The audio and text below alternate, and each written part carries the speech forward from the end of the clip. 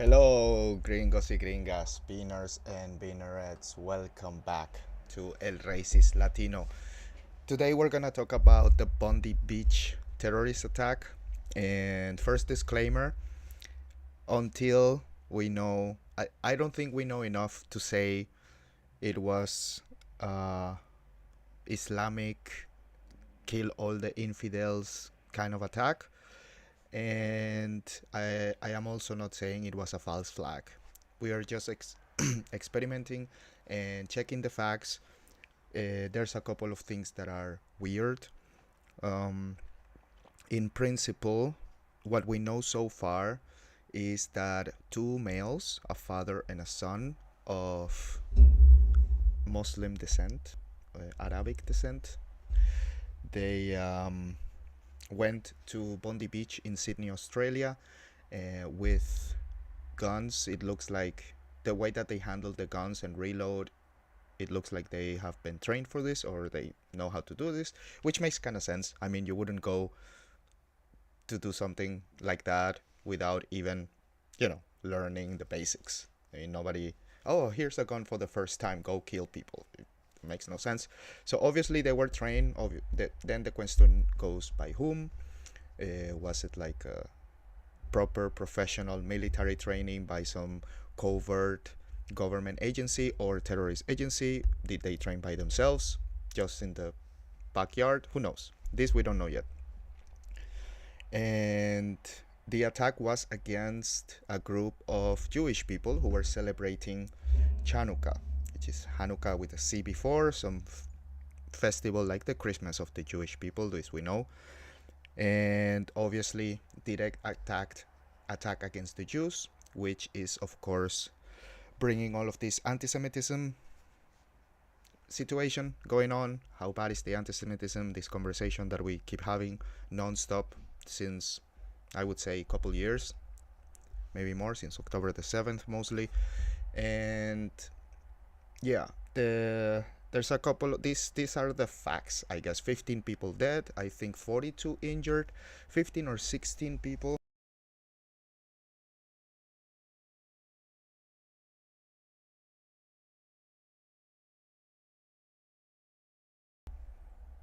How long have I been quiet? God damn it. So horrible. Horrible. I'm sorry. I don't know how long I've been in mute. So horrible. Everything that happened there. Just in case I was muted, quick facts: two males, father and son of Islamic Arabic descent, killed a Jewish group who were celebrating holidays, Hanukkah, Chanukah, or something like that, in Bondi Beach, Sydney, Australia. Killed 15 or 16, including a little girl. Injured, I think 42 was the last count I heard.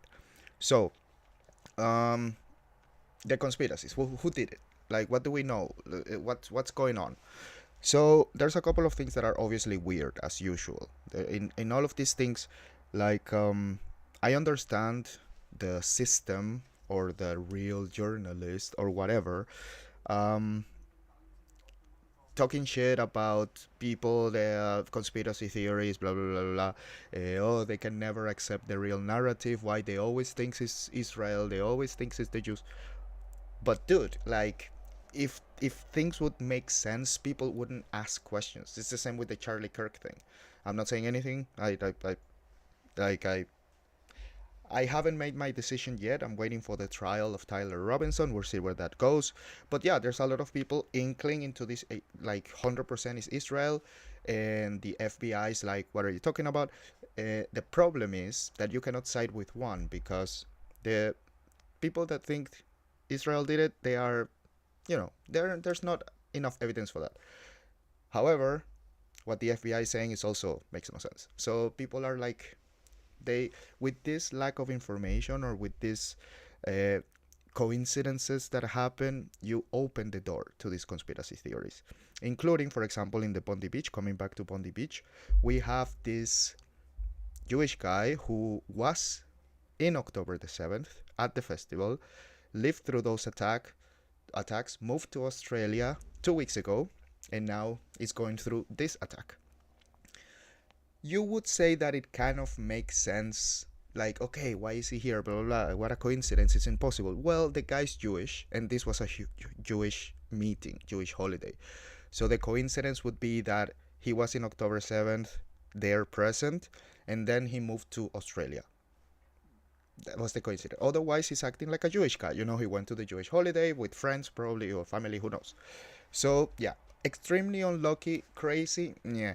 The problem is that we're gonna watch a couple videos from the conspiracy theory side. Of course, we're gonna watch to balance it the official narrative, but we all know it. We all know the official narrative. It's what is in the newspaper, it's what Trump is saying, it's what Netanyahu is saying, it's what CNN, CBS, obviously CBS now, etc. So, um, we're gonna watch clip from conspiracy theories that show that this guy he's has blood all over him and he's making selfies and oh my god, what's going on? And then there's an interview, his head is all bandaged up, face full of blood. I guess by now everybody saw it. And apparently there's pictures of him getting makeup on. And there's also questions like, why wouldn't you clean your face? Dude, like literally the guy wouldn't even in front of the camera, just full of blood. It's like, is that really necessary? Clean up, bro. Um, Zooming out of these little examples, there's a couple more like this. We'll go through them. Zooming out, there is a real good argument that I like, that it actually makes little sense that this is happening in Australia. In September, Netanyahu came out warning, like a very tough warning, sounded a little bit like a threat, but let's say he said it's a warning that the anti-Semitism is gonna create this kind of thing. You know, so a couple months ago, he went out and said this is gonna happen to Australia if anti-Semitism doesn't stop. And what happened? Australia recognized Palestine as an independent, as a country, as an independent group of people, lands, or whatever. So if you have Muslim people who are angry at Israel for doing what they're doing at Palestine, this is totally understandable. One of them is crazy, he's gonna take a couple guns and kill people. That happens. In the realm of reality, this makes sense. However, why would they do it in Australia, which is a country that is supporting the Palestine state? Wouldn't they do it in a country that is, completely supporting Israel? It could be location. These guys are just there and angry, so fuck it. Like, I mean, we don't know. We just don't know. So anybody who's saying it was 100% false flag, 100% Islam, is we don't know. We just don't know. So, I guess we know that so far. What else do we know? Was there something weird? Oh yeah, the official narrative is connecting these people to ISIS. Now, we heard the conspiracy theories, a couple of things, there's more, but the official narrative is connecting these people to ISIS for some reason. Doesn't really make much sense because, first of all, ISIS has been always friendly with Israel and propped up. Friendly in the sense that they have attacked everybody except them. Second, they are also, by the way, they are also saying that it's ISIS and connected it to Iran. This is what makes even less sense. And of course, Trump is now giving the green light to Netanyahu to bomb Iran if they suspect they did the attacks in Australia, which is like, dude. Okay, so let's break this down because it makes no sense. First of all, the Iranian regime is Islamic, but they are Shiites Islamic, yeah, and the head of the Shiite Islamic group or religion is the Ayatollah Khamenei, right? Now the Sunnis is another branch of Islam. They are mostly in Saudi Arabia, Iraq, etc., and the head is MBS, the king of Saudi Arabia, or sultan or whatever. So ISIS has nothing to do religiously with Iran. So they are completely separate, and they have ISIS actually attacked or was in conflict with pro-Iranian movements in Iraq. So The fact that ISIS is involved in this, possible, but nothing to do with Iran. This is bullshit. This is just a fake connection. Like drug trafficking to bomb Venezuela. We're gonna talk about Venezuela tomorrow, so tune in tomorrow for the Venezuela one. We have a really cool video about a guy who did a breakdown since the 70s, what's been happening in Venezuela since the 70s and what's going on now. Amazing. And yeah, it looks like Trump is about to declare war on Venezuela. It was supposed to happen last night, didn't happen, so we'll see if it happens tonight and we'll talk about it tomorrow. So yeah, just any excuse. It's like, obviously, dude, somebody stump a toe against a Jewish guy stump a toe in fucking Nigeria. Let's bomb Iran. It was Iran's fault. Like, this makes, like, for the people that know a little bit, if you don't have the time or you don't like politics or whatever, yeah, Islamic people, whatever, who gives a fuck. But they are like Protestants and Catholic Christians, like evangelicals and Orthodox Christians. They're different. They're different groups. They believe in mostly Christ, but they have, obviously, that's why they divided. If they would agree, they would be together. So if they divided, that's a sign that they disagree. So it's like saying this group of evangelical Christians are connected with this Catholic or the Mormons. It just makes no fucking sense. Like the Mormons do a terrorist attack the Vatican. Bomb the Vatican. That's a good example. The Mormons did a terrorist attack in America. Therefore, the Pope has now green light. Therefore, someone, whatever, has the green light to bomb Italy has the green light to bomb the Vatican and take the land. Who the fuck knows? There's some similar example. Or regime change or whatever, and put another priest of another pope. Anyway. So let's go to the hey, why is this showing? This is not what I wanted. Wait a second. What I want is, window capture. Is it the wrong window, the one that you're capturing? Oh, I think it is. It is. That's why. Okay. Give me a second. No.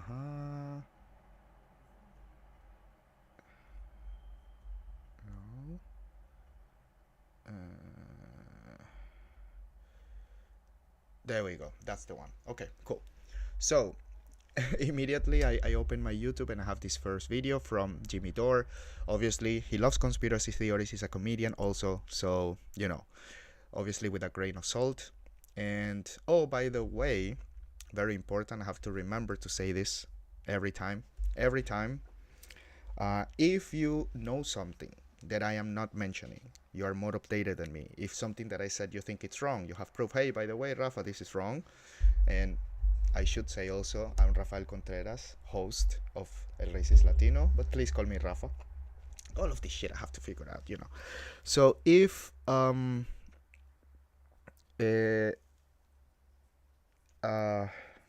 lost my train of thought. Okay, whatever. So let's go to the Jimmy Dore show. Oh yeah, if you have comments, updates, something I got wrong, please comment. We will check it out. Send the link. Hey, by the way, this is wrong. Here's the source. With the source makes more sense, because anybody can say whatever they want. That's what actually I support. I support that people have the right to just tell me bullshit and then I have to figure it out. That's a free society, in my opinion. Cool. So let's move to the video from Jimmy Dore. Like, check out the title. How biased is he? I love Jimmy Dore, but dude, false flag attack. Criticizing the liberal media for fucking putting it all in the title. And then a disclaimer at the very end how none of this is true. Like, that's a little biased, Jimmy. However, I really love him. So that's what this is about, Kurt. Australia called for the recognition of a Palestinian state. So he's like, oh, we're gonna get you screwed. We're gonna screw you. We're gonna get you all we're gonna paint you guys as anti-Semites in Australia. And this is so when you recognize a Palestinian state, they slaughter Jews in Australia. Why would they slaughter Jews in Australia? Well, that doesn't make it. Why would Muslims want to kill Jews in Australia if Australia was siding with the Muslims? That doesn't make any sense. So there was a false flag attack in Australia, and we're pretty sure it was engineered by the.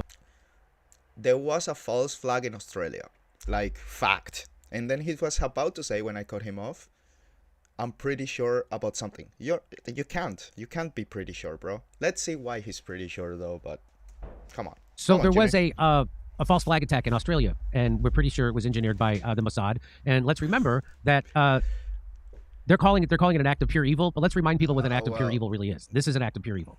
In that case, he's right. Like the Mossad or Israel calling this attack an attack of pure evil, which is true. But you know, it's like, what was the expression? The pot calling the kettle black or something like that. Yeah, so it does make it's pretty hypocritical. 100%. This is accepted. False flags are evil. What Israel's doing in Gaza is called exactly. And by the way, because maybe I should have said this earlier, also. All of these words, you know, that are being thrown around: terrorist, racist, sexist, homophobe, transphobe, all of these things that are actually a perspective, you know. Transphobe, for some people, is transphobic to say there's only two genders. But, you know, for some people, transphobia actually is actively engaging in violence or aggressive attacks against someone because only because and only this person is transvestite. If a transvestite person is an asshole and slaps someone, and then that someone punches that transvestite in the face, that is not a transphobe act. You know, because just because you're transvestite or black or whatever doesn't mean you can do anything you want. You're still a normal human being that lives in society with the rest of us, right? In the same case with the phrase terrorism, is also very, very generic, you know. So let's nuance it and give you my definition.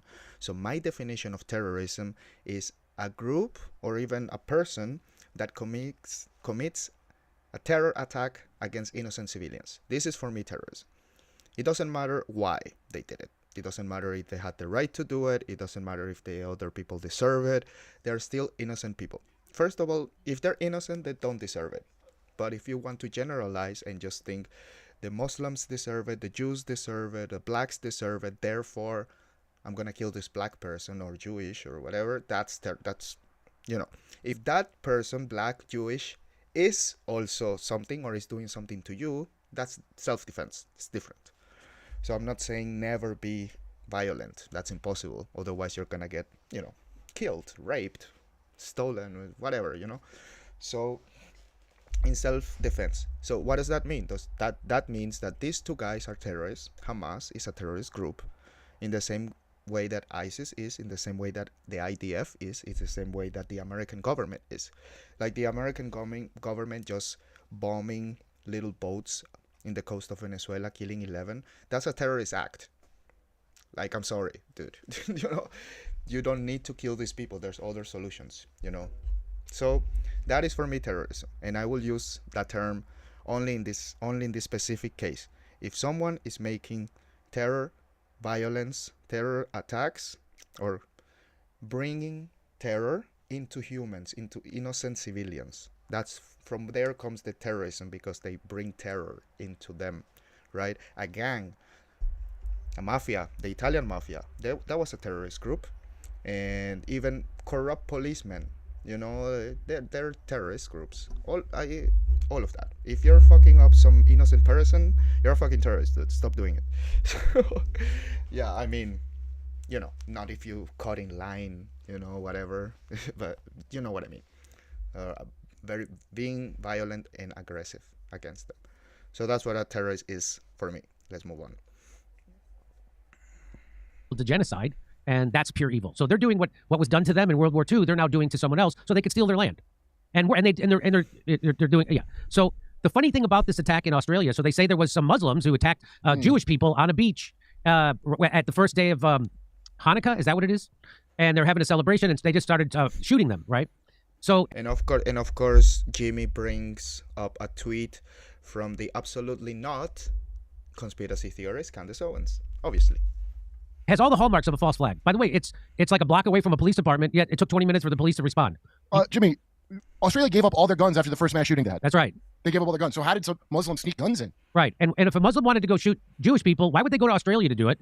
Why wouldn't they go to Israel to do it? It doesn't make I thought they could go to the sound of the guns. That's right. Remember? They go to the sound of the guns. Here's the weird thing. Candace Owens, did you know this, Kurt? Candace Owens says this. She tweeted this out. She says they have been signaling that a 9/11 style attack is coming the second week of December. Save this tweet. It will age well. That was November 27th of this year. She said that the second week. Oh, well, lo and behold, here we are. And I like this, the Zionist cycle, fake a major attack. Okay, so we got it. So that's anti-Semitism, Jimmy. I've been talking to some people, and they've said me right. Just to let you know what happened before we show you the truth. And of course, in case you don't know the Jimmy Dore podcast, I recommend it. It's hilarious. Like the news are already shitty as they are, so I try to listen to as many comedians as I can, just because it's hilarious. And of course, the substance, if they're telling facts, if they're being facetious, if you're being conspiracy theories, if they're lying, that's different. You can double check that. But receiving the message in a funny way is for me super valuable. That's why I support, or I follow most. No, not most. That's bullshit. But Tim Fallon and Dave Smith. Tim Dillon and Dave Smith, and Joe from time to time. Even though lately he's been very vanilla with his guests and his conversation topics. But back in the day, Joe, of course, and Theo Vaughn, and who else is there? Andrew Schultz, slowly less, but his interview with Mandani was pretty cool. Recommend you to check it out. So the podcast bros, and Tim Dillon every Saturday. You gotta check Tim Dillon out. It's just hilarious. Agree, disagree. It's just an hour of fun, and you get updated with the facts. So with Jimmy, his co-host is called Kurt Metzger. This guy here, we're gonna see him later. That motherfucker, that guy is the king of conspiracies. Seriously, that motherfucker believes in lizard people and all that shit. So hilarious couple. The 2025 Bondi Beach in Australia, it occurred on December 14th at Archer Park near Bondi Beach in Sydney, Australia. The terrorist attack targeted a Hanukkah celebration, Hanukkah by the Sea, organized by Shabbat of Bondi. Shabbat Shalom. Attended by around 1,000 people on the first day of Hanukkah. Details of the attack: 2 gunmen opened fire from a footbridge overlooking the event using long-barreled firearms, including at least 1 bolt-action rifle, and firing around 50 shots. Authorities declared it a terrorist incident motivated by anti-Semitism. Just like that. No investigation, no nothing. We know what it is. Yeah. Jimmy, you're right, but aren't you doing the same? Where was it? I mean, I need to set this up because this is funny as fuck. I need to set this up. Where was this?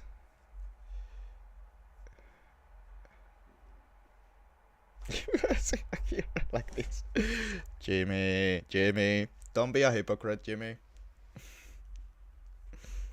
Described by Prime Minister Anthony Albanese as an act of pure evil. Well, I already showed you what an act of pure evil is. When you said Chabad, I already knew what it was because that's international spy ring posing as some sort of religious movement. Yes. Oh, is that? Okay. Yes. That's Menachem Schneerson, the one that the Gentiles have. He sounds like a Nazi, the way he talks about non-Jew. But anyway, they're very cagey about if they're Zionists or not because it's just about all Jews coming together. But at the end of the day, it's about supporting Israel. They're an international, just like ADL is a fake group. They're all fake groups. Yeah. So here we go. There were 15 casualties, including a 10-year-old girl, an 87-year-old Holocaust survivor, and Rabbi Eli Schlanger, who was a London-born Shabbat emissary and event organizer. Other victims such as Reuven Morrison and Alex Gletman, and at least 1 Israeli citizen and 1 French citizen. Dozens were injured. So there you go. What? French citizen. 15. So no 16. 15 killed. 10-year-old girl. And an 87-year-old Holocaust survivor. Why is that relevant? A London-born Shabbat emissary and event organizer. Other victims such as Reuven Morrison and Alex Keitman, at least 1 Israeli citizen and 1 French citizen. But you see, this Holocaust survivor thing, I mean, the dark comedy is immediately coming in your head. Like, how can you survive the Holocaust so you can die from another terrorist attack? Like... If there would be something to joke, like, dude, the jokes are, is it too soon? I don't know. when it's too soon to make yeah, it's not necessary, I think, to say that it's a Holocaust survivor. Dozens were injured, 27 to 42. I heard 42. maybe less hospitalized, including children, and 2 police officers. And at least one Israeli citizen and one French citizen. Dozens were injured. So there you go. Who were the perpetrators? Well, they say the attacker was a father and son duo. Saeed Akram, 50-year-old father, a licensed gun owner. Oh, yeah. And have you heard about this guy? This I completely forgot in the intro. This guy that actually took the gun out of one of the attackers, I think the son. And, man, hilarious. I think he was portrayed to be Jewish at the beginning, and he ended up being Muslim. And talk about dark comedy, man. Like, God has a very, very dark, sarcastic sense of humor, man. That it's actually a Muslim guy who becomes the hero of the story. It's that's just who was shot and killed by police at the scene. Naveed Akram, a 24-year-old, critically injured and hospitalized and is under guard. He was previously known to security agencies. He was investigated in 2019 for potential extremist links, including connections to Islamic State figures. The pair reportedly pledged allegiance to the Islamic State, and the weapons were legally obtained. Legally. That sounds like the authorities' fault, doesn't it? Sounds like it. Sounds like been there it. and they've known about him. Yeah. He got weapons legally. So they're saying it's ISIS, although let's keep in mind, ISIS is working with Israel in Syria. Whenever an ISIS fighter would get hurt or injured or wounded in Syria, they would get treated in Israel. They would go to Israel. Israel would fix them up. So I didn't know that. So that's more information about ISIS that I didn't know. Israel and ISIS are working together. So if these guys are ISIS, this is Israel. Wow. And they don't even want a Palestinian kid getting medical help in Florida, and they would help ISIS on the battlefield. So the guy who stopped him was a Muslim. A brave bystander, Ahmed El Ahmed, a 43-year-old fruit shop owner, tackled and disarmed one of the gunmen, wrestling away his weapon in a moment captured on video. So Benjamin Netanyahu first said that was a Jew who did that. So as soon as they try to take over, so you know that they're trying to, this is all propaganda used for a purpose. And the purpose, so let's go right to James Lee. James Lee caught a bunch of stuff. Let's watch. Look, this is the guy that I told you about with the face all bloody, and the first thing he does is take a selfie.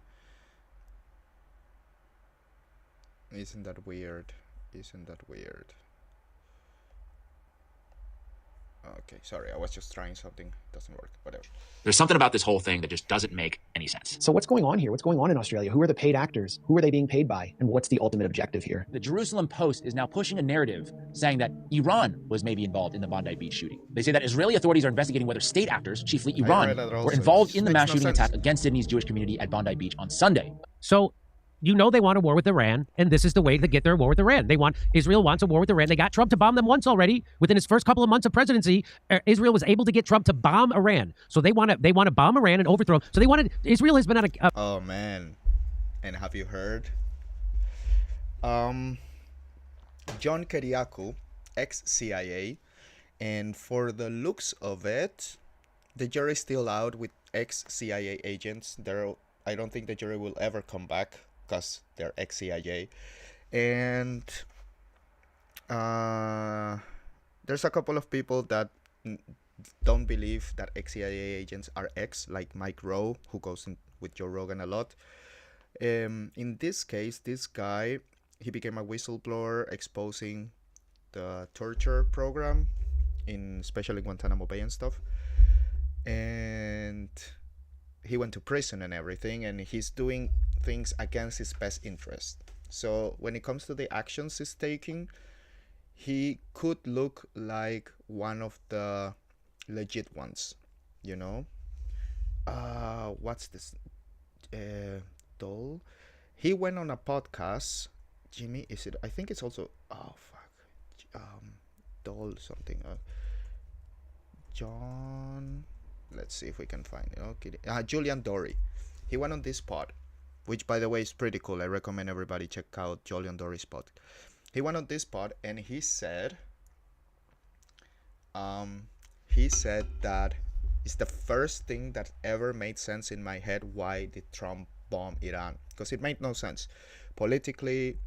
Like, this is the moment when he started falling. Like, the Epstein files and bombing Iran were the two things that destroyed or divided the MAGA base, the right conservative base, which finds itself now in just open civil war. You know, people don't like using that term, but it's like the Dems are out. Trump won that election, and you know, these America First and Israel First groups were together to, you know, bring them down.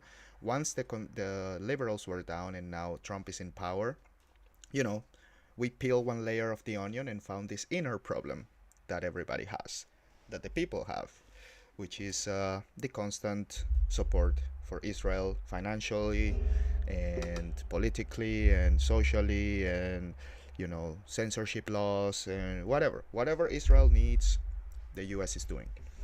So, and this is I lost my train of thought again.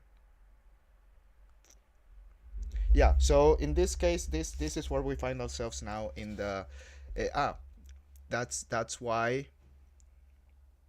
Yeah, and yeah, I remember. Sorry, John Kiriakou. So this dude goes with Julian Dory, and he says that the reason why Iran bombed the Fordow nuclear facility in Iran is because Netanyahu went to him and said, if you don't do it, we will nuke them. We will throw nuclear bombs in Iran so we can destroy their nuclear. We will throw illegal nuclear bombs to destroy their legal nuclear facilities. And yeah, of course, Trump couldn't accept this, and that's why he bombed Iran. This is the only thing that makes kind of sense. Why would he bomb Iran? Because otherwise, everybody was thinking Epstein files. What does Israel have against Trump that he's been so forced? Everybody was against this, from Charlie Kirk, rest in peace, till Steve Bannon. Even Steve Bannon and Charlie Kirk were like, dude, don't do this. What the fuck? Like, this is ridiculous. And he still did it. So everybody thought, yeah, maybe there's some videos, Mossad has some videos on him from the Epstein files, which might still be true, but this makes kind of sense. This makes sense. Finally, we connected that dot. We had this piece of the puzzle to connect this, to put this piece and get the better image of the situation. For a 30-year, at least, if not more, trying to destabilize the total. Now, if what John Kiriakou says is true or not, I don't know. Maybe wrong, but it does. What I'm saying is that it makes sense. It connects, and everybody's saying the same, not only me. So, is it true? Is it not true? We'll never know.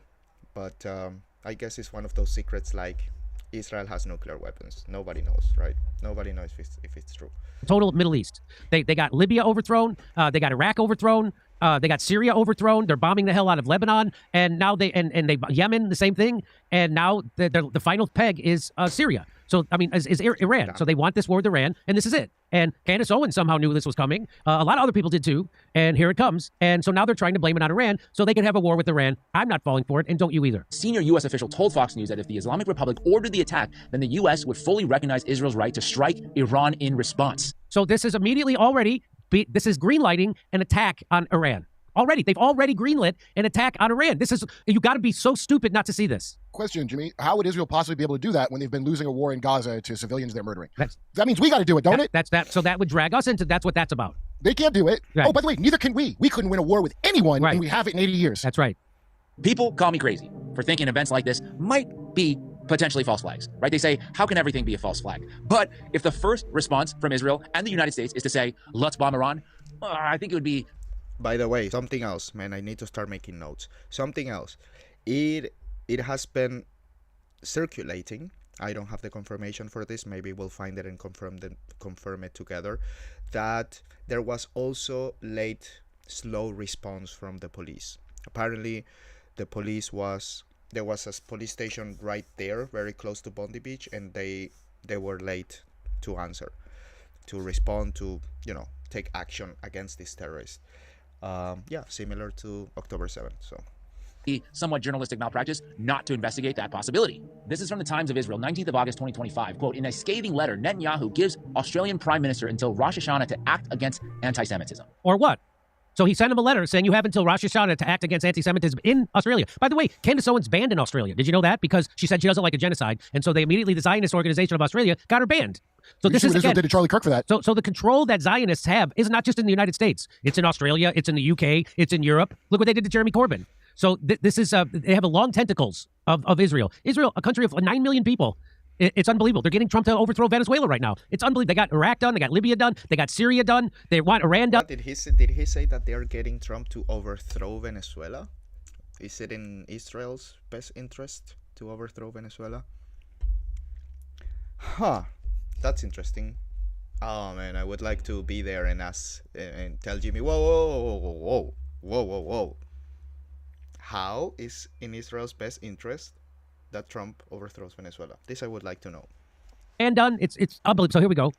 So and then they threatened Australia. You better do something by Rosh Hashanah or what? Or this is when we have to bring these extremists to the middle a little bit. Like, dude, not like everything that Israel farts, and it's like no, it's not everything. Like U.S. also has their own best interests, and they also seek opportunities. In this case, colonialism or regime change on their own. Israel doesn't have to let them. Maybe they're cooperating, Mossad and the CIA. Like this would make sense, but I don't think it's in Israel's best interest to do this. And it has been also parallel to that. We know that Israel's power over the US is at least, it's not absolute. There are some limits. Why do we know this? Because Netanyahu, specifically Israel, but also Netanyahu specifically, has been trying to get America to bomb Iran since Clinton, since the 90s, the Clinton administration. Everybody said no. Clinton, Bush, Obama, Trump said no at the beginning, Biden said no, and now Trump did it. So if they said no for so many years, for 30 years, they managed to keep them at bay. It could be because they had other projects like Iraq, Afghanistan, and Syria, and Lebanon, and fucking Libya, Somalia, whatever. They had enough to do, I get it. But there's some constraint. Otherwise, Iran would have been bombed since the 90s if it was 100% what Israel wants to do. So we can bring it down maybe to 90. Still a very high number, of course, of influence, but it's not absolute. This we know. Or we're gonna, which means there's still hope, right? Kill a bunch of people in your country, which is what they just did. Or else what? I wrote, your call for a Palestinian state pours full fuel on the anti-Semitic fire. So that's what this is about, Kurt. Australia called for the recognition of a Palestinian state. So he's like, we're gonna get you screwed. We're gonna screw you. But in that case, it does make sense. Like this is a point for the conspiracy theories, because like I said at the beginning in the intro, if it would be someone killed all the infidels, then there's a lower chance that they would do it in a country that supports the Palestine state. Like, why would you punish? Well, because you're punishing, maybe in this person's eyes, they're just punishing Jewish people. Has nothing to do with Australia, geopolitics, whatever. Just the Jewish people are committing a genocide in the Middle East, therefore they must be punished. This mentality could 100% exist. This 100% could be that they don't care. Like prime minister recognizing an Israel state, Hashanah, who gives off? Like that doesn't mean anything. We don't care about that.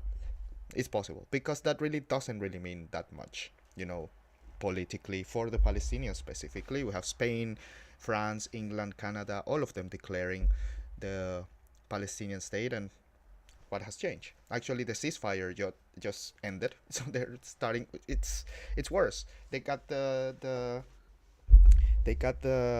hostages back, dead, alive, all of them. They said that was the reason. Obviously, it wasn't. Like we all knew. So yeah, it's let's bring it down to the middle. I'm rambling from giving arguments from both sides, but that's why I like that we stay in the middle, because not everything. There's not 100% influence. We have evidence of that. I haven't seen specific reasons why Israel wants to invade Venezuela. So this is where we have to bring these people like Candence and Jimmy and all of these things really back into the gray area, because the pendulum is swinging really aggressively. So people just fucking go without noticing, I guess. And it's exciting, it brings clicks. Probably I will get more clicks if I would write something like Israel did it, period. But that's not I'm sorry, I'm honest. Maybe that's my problem. We're going to get you all we're going to paint you guys as anti-Semites in Australia. And this is so when you recognize a Palestinian state, people they slaughter Jews in Australia. Why would they slaughter Jews in Australia?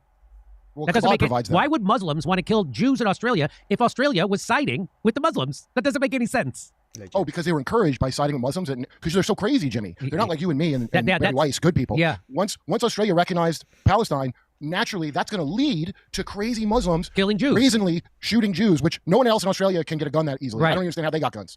Is this what it's all about? Do they actually care about anti-Semitism, or is this just about the fact that earlier this year the government of Australia recognized Palestine as an... These people.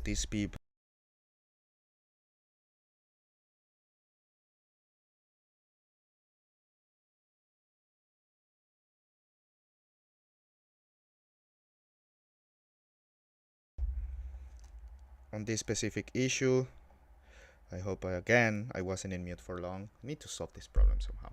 The problem is that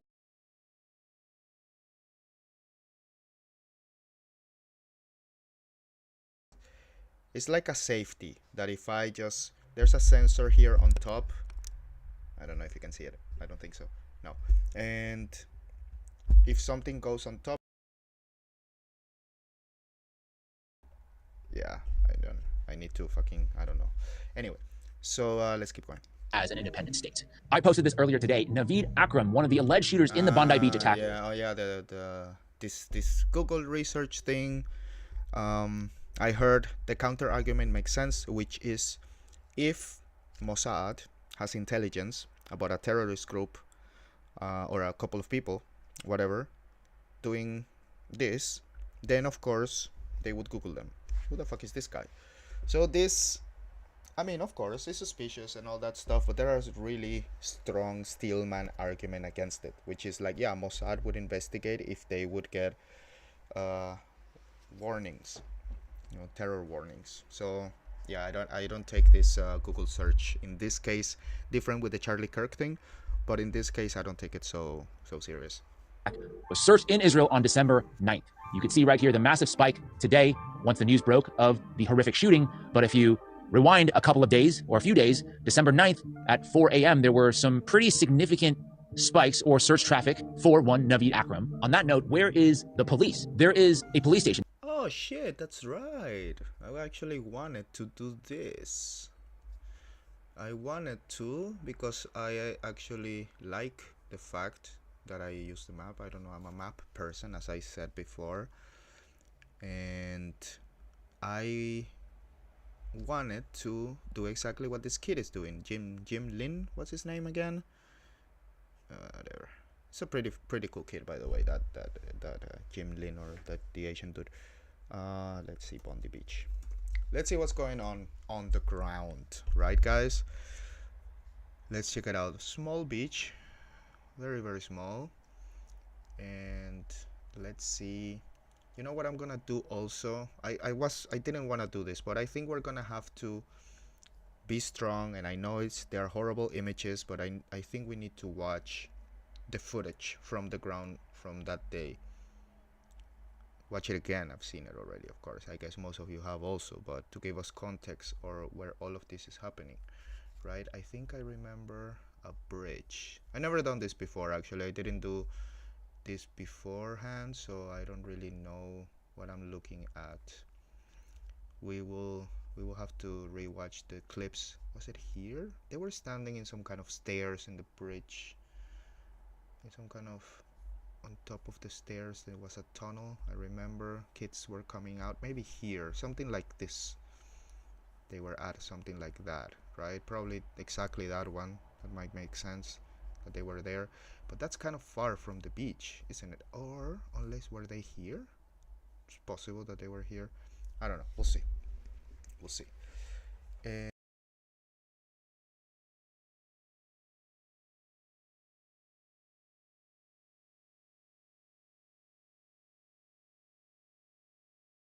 Station, the Bondi police station, situated literally 1 block away from the shooting. 1 block away. 20 minutes, they shoot, change magazine and just shoot.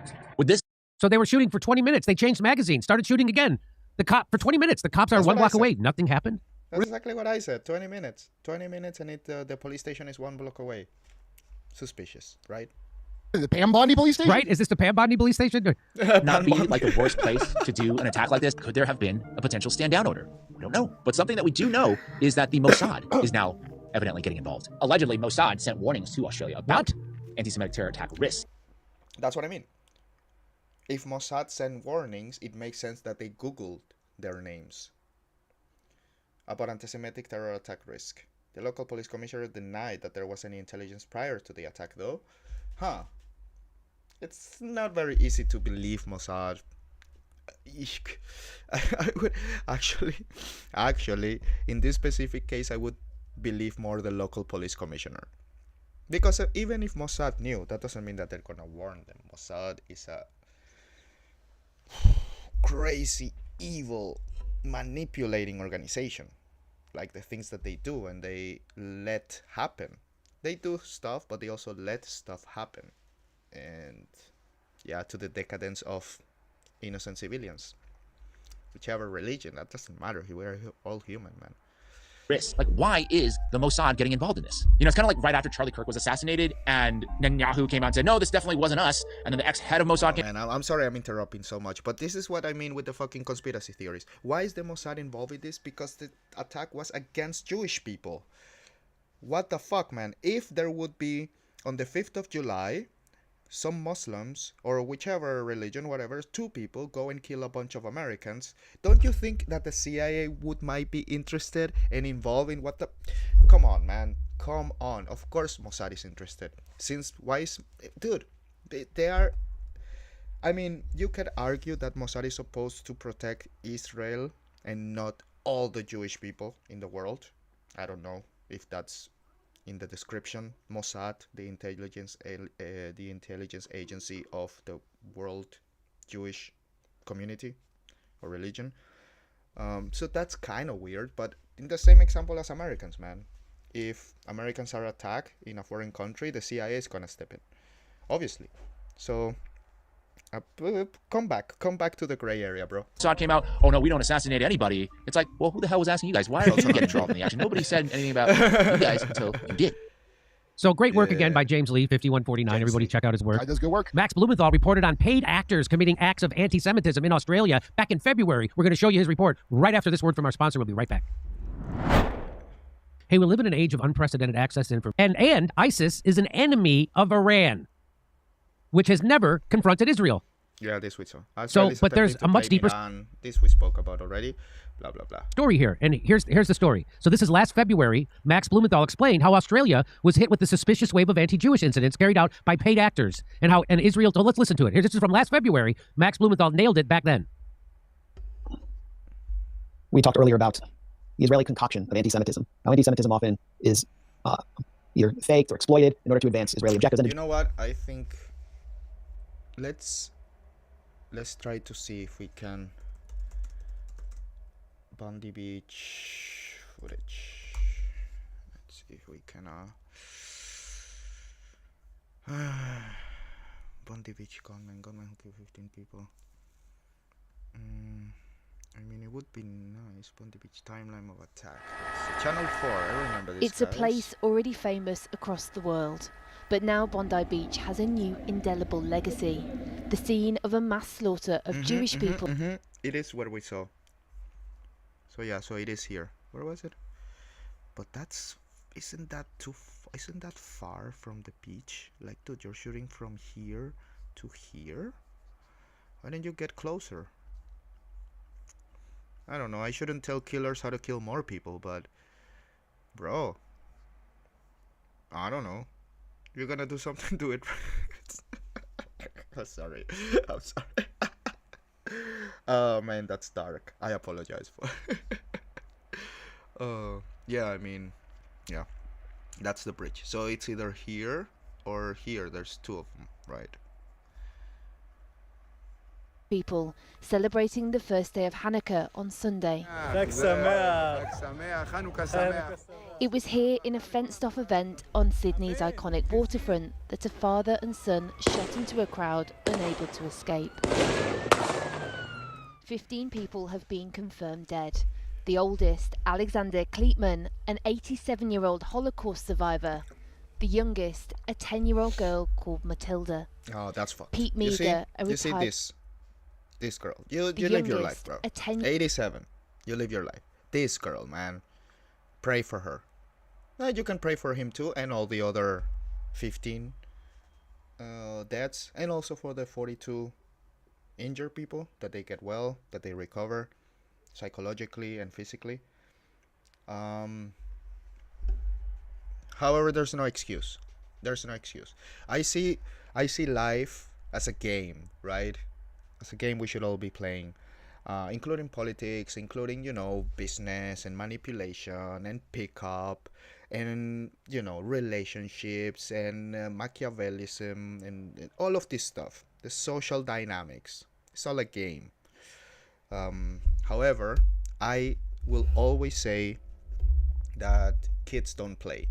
Kids, they are not allowed to play in this game. They are banned from the common social discourse. They are too young. They are too young to be involved in transgenderism, to be involved in politics.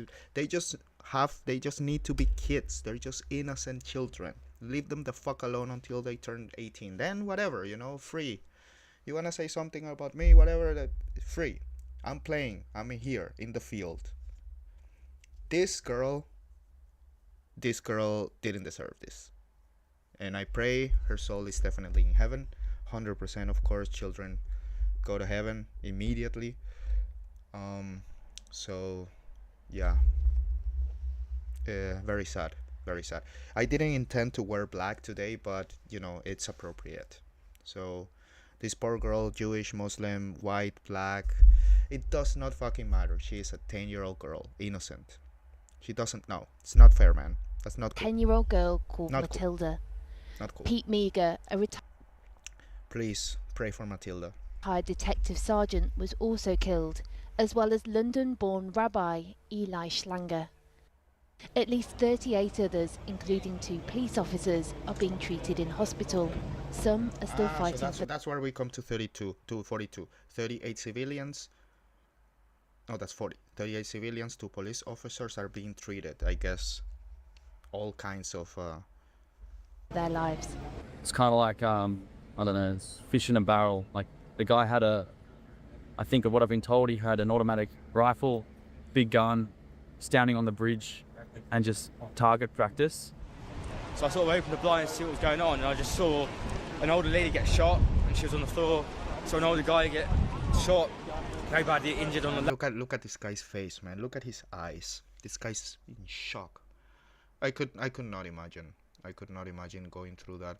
I have lived in cities where terror attack has happened, and I was not at the terror attack, but I've been at the city watching on TV live as something is happening, close by, and it's horrific. Just even watching it on TV, looking all of these places that you recognize, this area, this plaza, this shop. Hey, I have lunch there. Hey, I ate there a couple of weeks ago. I visit this bookstore, and now you have someone being killed in front of it. It's horrific. I cannot imagine being there horrific. Poor guy. On the left-hand side, and I just saw a bunch of people screaming, run towards me. I didn't know what was going on. This Israeli tourist says he no longer feels safe in Sydney. I just realized it's a terror attacks against Jewish people. And I stopped. I was just thinking wow. I'm anti-Semitic. Enjoy the moment, enjoy the holiday. But amongst the horror are tales of courage, of volunteer lifeguards working on victims until emergency services arrived, and how this man, Ahmed Al-Ahmed, a Muslim Australian man originally from Syria, seen here in new footage given to Channel 4 News, tackled the gun off one of the attackers before getting shot himself. His parents I heard. Oh shit, I didn't know he got shot. I mean, I did hear. I heard he was in the hospital, and then when you see the long footage, which is kind of far away, of him taking the gun, you do see the father on the bridge now targeting him. Oh, you're gonna fuck up my son, boom, boom, boom. So I guess he got hit by the father. I heard that he's in hospital and recovering, so... From Syria, spoke of their pride outside the hospital he's being hero. Treated in. National hero, this motherfucker. National Australian hero, this guy. Big balls, metal balls, support. I don't have like Myron, fucking sound button. I think I should. So props to this dude. He arrived from Syria, spoke of their pride outside the hospital he's being treated in. My son is a hero. He served with the police, and he has the impulse to protect people. When he saw these people on the ground covered in blood, his conscience and morals compelled him to attack one of the terrorists and take away his weapon. You know how a mother feels when she hears that her son is involved in an incident. Then, when I knew the details, I became very proud that my son was helping people and saving lives. The Australian Prime Minister praised Al Ahmed, saying he'd fought the terrorists at great risk to himself and promised change as a result of the attack. What we saw yesterday was an act of pure evil, an act of terror, an act of anti-Semitism, an attack on the first day of Hanukkah, targeted at the Jewish community. A dark day in Australia's history on what should have been a day of light. The incident is one of the deadliest mass shootings in Australian history. The attackers have been named locally as 50-year-old Sajid Akram, who was shot dead at the scene. Oh, by the way, thinking back a little bit on how I dismissively skipped through this guy's testimony about how Sydney, Australia is not safe for the Jews or whatever. The only reason why I'm doing this is because, dude, obviously, whatever group you are, if you've been present at a terror attack against your group, obviously you're not gonna feel safe in that place anymore. But you shouldn't generalize that now no Jews are ever safe in the future in Sydney or in Australia. That's ridiculous. It's the very first and only attack like this. Dude, I mean, I don't know. I would push for the opposite. I would push not for fear and for, hey, careful. I would push for, violence against anybody is not accepted, and all these Australian citizens feel now very unsafe because of the situation. Whatever. But it's I am a victim. Jews have to be careful in yet another country. I don't think that this victimization thing is helping anyone. And they've been playing this card of the victim non-stop, and it's getting old. That's why I'm a bit dismissive, because it's like, yeah, okay, bro, I'm sorry, yeah, okay, the Jews, I'm sorry for them, prosecuted for a million times, I'm sorry, but let's move on. Like, let's pay attention to other things, or generalize a bit more, because we're all human, you know. Humans should now have a bit of fear against terror attacks in Sydney at the beach. I get it, but only the Jews are now even more scared than before. Not necessary, in my opinion. And his 24-year-old son Naveed, who is in a critical condition in hospital. 2 ISIS flags were reportedly found in the suspect's car, and bomb disposal teams have found 3 improvised explosive devices at the scene. Supposed to be bombs also. The Australian Prime Minister confirmed Naveed, an Australian-born citizen, was known to police but not thought to pose an ongoing threat. His father, who arrived on a student it was known by them. They knew about this guy, so it would make sense that Mossad would Google him. I don't know. In 1998, was a licensed firearms holder with 6 firearms. Oh my God.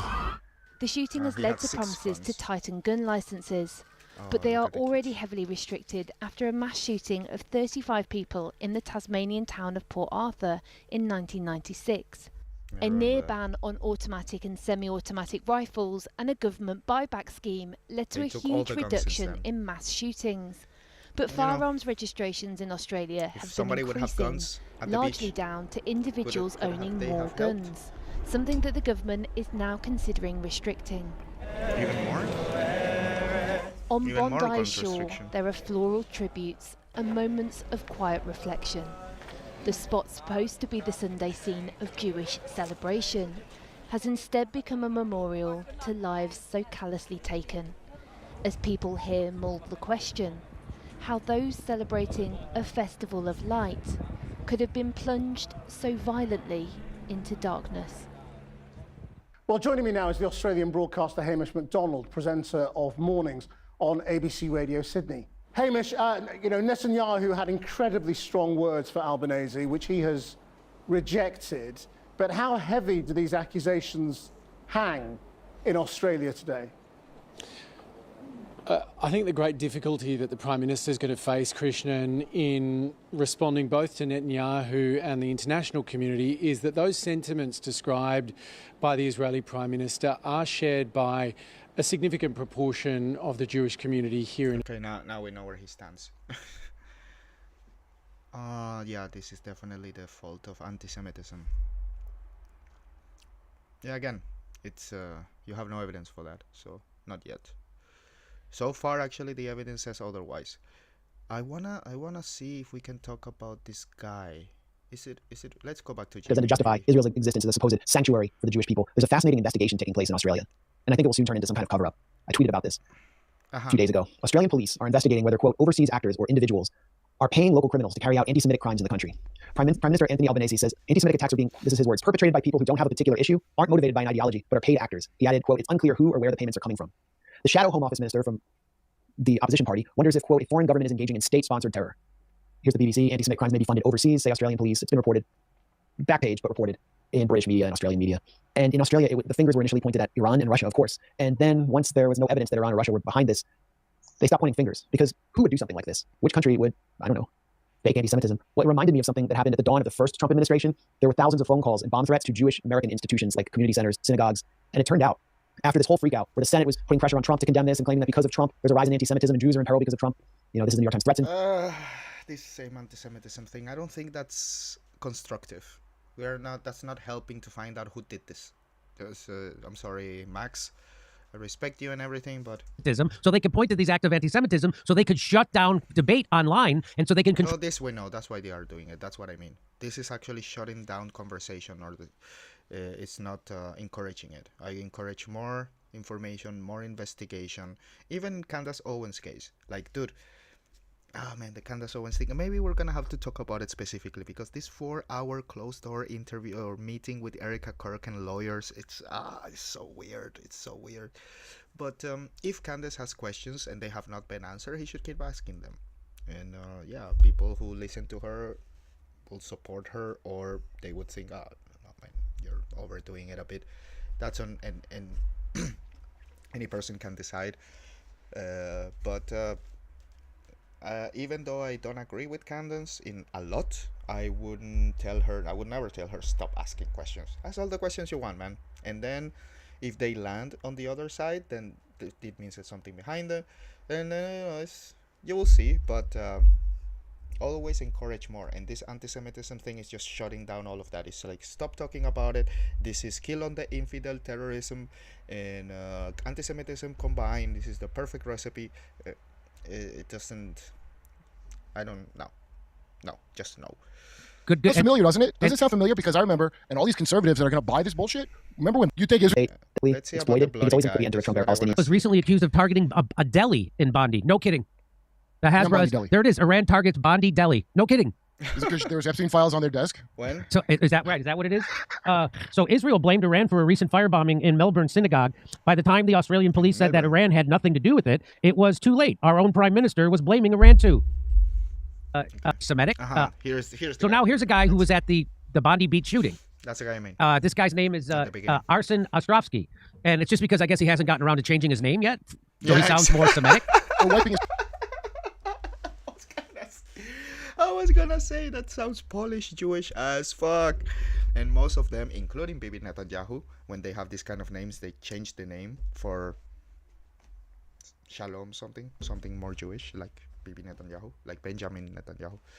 So this guy, that right on point, Jimmy. Ostrovsky. And it's just because I guess he hasn't gotten around to changing his name yet, so he sounds more Semitic. Or wiping his face down before he went on camera, right? So he says, I lived through October 7th. Never imagined I'd see this horror in Australia. But why? So you happen to be at October 7th and at this place too at the same time? That's what a coinky dink. And no one washed your face when they put a bandage on your head from being grazed? That's weird. A bullet grazed his head, Kurt. Doctor said, miracle, he survived. Another miracle! Oh, well, leave the blood on your face for 5 days and don't wash it. Tonight is the first of Hanukkah on the Forces of Darkness. So that's him. And he's a big influencer in Israel. He's an Israeli influencer. Top 50. He was chosen as the top 50 Israeli influencers. Well, but guess what? This is off the charts, Jimmy. Margaret Kimberly. This is new info. He's a famous Israeli... Hey, Arsen Ostrovsky. Why does that ring a bell?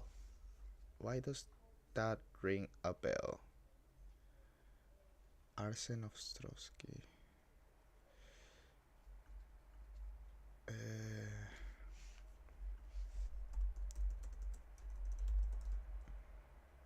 Here it is. Of course, now he has fuck lot of followers. Just got hit in the head or whatever. Here it is. So, yeah. He tweets out, so one of the biggest propagandists on behalf of Israel just happened to be in Australia when a suspiciously timed mass shooting. I went to check his profile because I think we've been interacted before. Like I've seen him or commented or whatever. But I don't remember. Takes place. That was predicted by Candace Owens. By the way, no need to hide the image. It's just a guy with a bandage, and for some reason, nobody wipes the blood off his face. Notice that too, did you, Margaret? So guess what? He survived October 7th and the Bondi Beach with the same injuries. Oh, that's never going to heal. The same injuries. Oh, what is the odds, Jimmy? So there he is on October 7th. Here he is at Bondi Beach. Oh, this video is in October 7th. I thought this video was in Bondi Beach. That's my bad. Honestly, okay. And guess what? Here he is. Oh, getting makeup put on. That's the picture I saw. It was all fake. You fell for it again, Goyim. Yeah, this is the picture I saw. And guess what? I put that through Grok. Grok says, man, you have some lines here. I don't know. Is it a real photo? I mean, he says he put it to Grok, and I guess to confirm. Let's see. Oh, getting makeup put on. Well, I find and guess what? I put that through Grok. Grok says that looks legit. That doesn't look AI generated. So I can't say for certain it's not AI generated. Yeah, but exactly. Grok says it's likely authentic. Also, because the words he said were stupid lies, and he was at both places, so you could just tell from that without even having to ask Grok. That's right. And why wouldn't he wipe the blood off his face? That doesn't make any sense. That doesn't make any sense unless it was being painted on. Is that why so Ben Shapiro posted like a roast veal instead of his kids? Yeah, remember that? I like this. I like this. This is great. PSYOP 2025, Islamic terror. Oh, look. And let's It's hard for people to understand. Think about how Vietnam, the U.S. faked that to go to Vietnam. Yes. And now keep in mind that Israel does that. So, is it hard? So here's an ex-Mossad agent on 60 Minutes before it was taken over by Barry Weiss and the Ellison Zionist family. They were interviewing a guy from Mossad. This is probably why they bought CBS, because they can't have this stuff getting out there. So this is a guy who was Mossad explaining to you how Mossad runs the whole world. Watch this. How did you convince Hezbollah to buy this?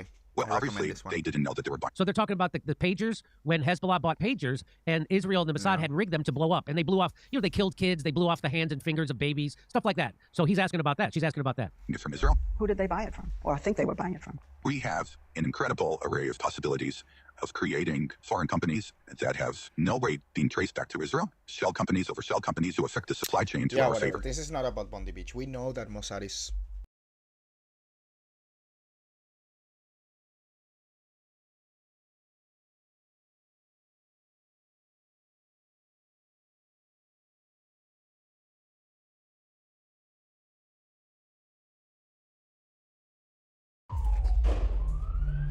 Are they gunshots? Yeah. Where is he? I wouldn't go out there, be careful. You heard those gunshots. Talk me through what happened. I guess it took me, I reckon, probably about 20 seconds to go, that's not right, And so I walked to the window that was open and leading out to the beach. And I noticed 3 people running into our communal laundry on the ground level. And there was a young girl there, and I said, are they gunshots? She said, yeah, they're gunshots. And she had the look of someone who'd been running for her life. I was able to establish the shots were coming from a distance, and so then I followed my way up across Campbell Parade and followed my way up. There was a couple of police cars, a couple of officers who were pinned essentially. They were tucked down.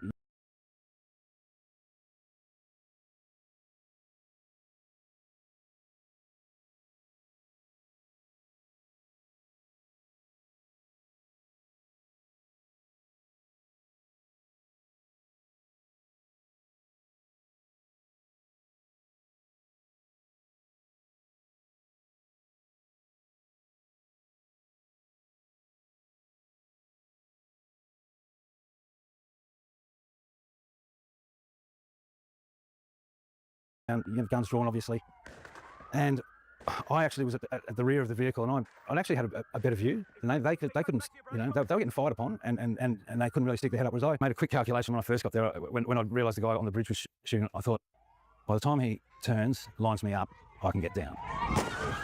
It was put to the test, yeah. As I say, adrenaline is going, and I guess I was I thought, well, at least I can alert these guys what I can see and what I know.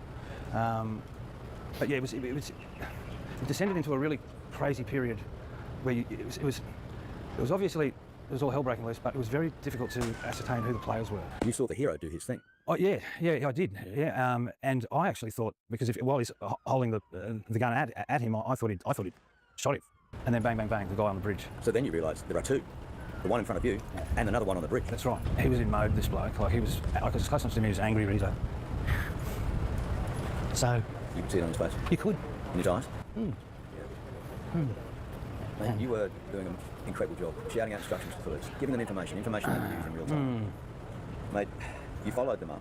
The first thing you encounter is a young couple coming down, a kid that's been shot in the leg. And he tells you about that incident. Talk me through that. Yeah, that happened very quickly, and sort of out of nowhere, like these kids appeared.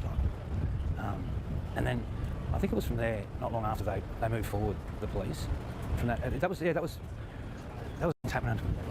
And then there was another, then the breakout of violence on the bridge. It was another crazy scene to get your head around. In such close proximity, you can see the scuffles going on as the police and bystanders were trying to bring this gunman to the ground. So was that just chaos?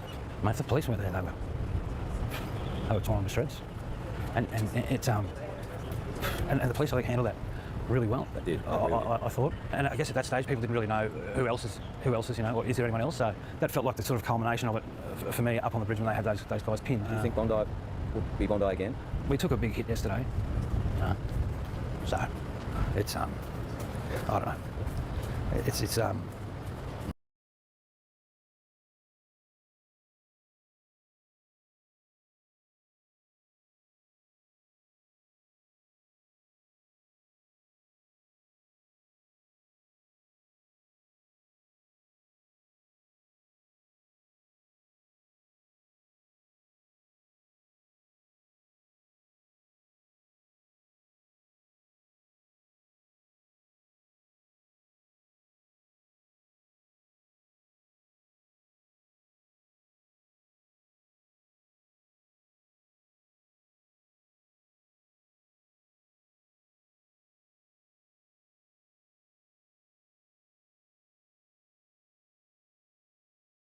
about that. She's asking about that.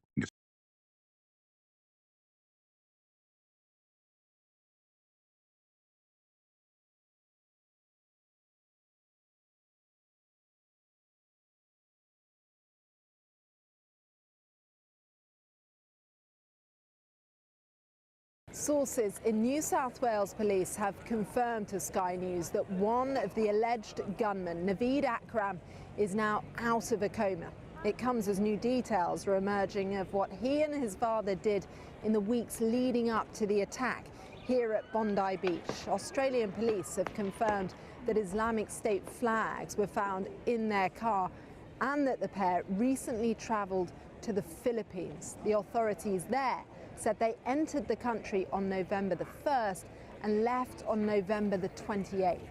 Sky News understands the father and son landed in Davao City in the southern island of Mindanao and then travelled by land to Marawi, Lanao del Sur. And then travelled by land in the southern island of November the 28th. Sky News understands the father and son landed in Davao City in the southern island of Mindanao and then travelled by land to Marawi, Lanao del Sur. Now, intelligence sources have told us they're now probing whether the two men had links to a terror group there called Dawla Islamiyah and if they received military training there.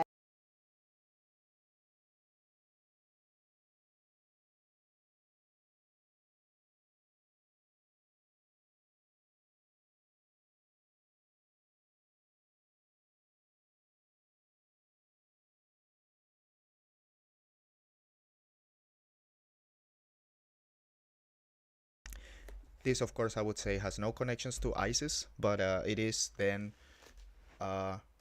Islamic motivated attack against Jewish. Like for that purpose, for the purpose of we hate the Jews. Like that's the purpose of this attack. This is a good, like this brings us in that direction, I would say, more than in the false flag. We still have all these questions, right? this guy with the blood and all this shit. And like, okay, I guess the police thing was debunked. So I guess the only thing in question is now this bloody guy.